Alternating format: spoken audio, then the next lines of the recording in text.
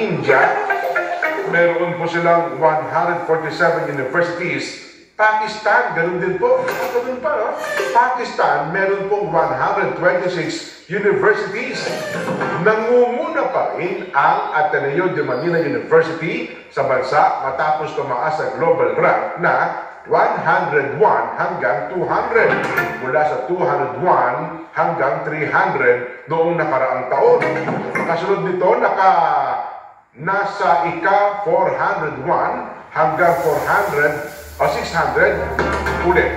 401 hanggang 600 na bracket ang Batangas State University, Isabela State University at University of the Philippines. Nanatili sa 601 hanggang 800 bracket ang University of Santo Tomas, UST. Katulad ng Caraga State University, Ifugao State University, Mariano Marcos State University, Leyte Normal University at St. Louis University. 11 universidad naman ang nasa ika-801 hanggang 1,000 bracket, kabilang ang De La Salle University. Mapaya ba ito? Mapua. Ako meron bagong eskwelahang Mapaya. Ito po yung Mapua University at Mindanao State University Iligan Institute of Technology.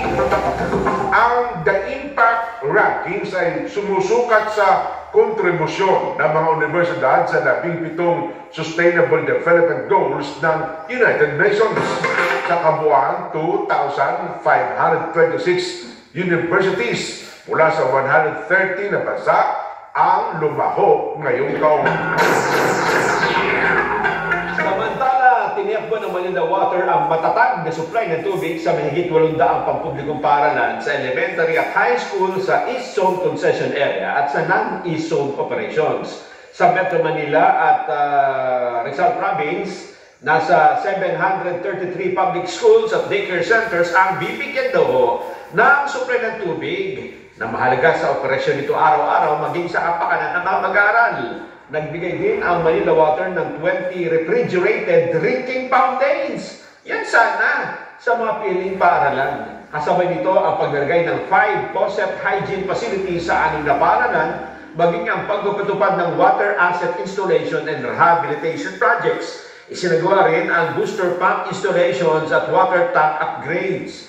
Samantala, nasa 50 paaralan ang nakatanggap ng dislodging services para mapahusay ang sanitation at maiwasan ang environmental hazards.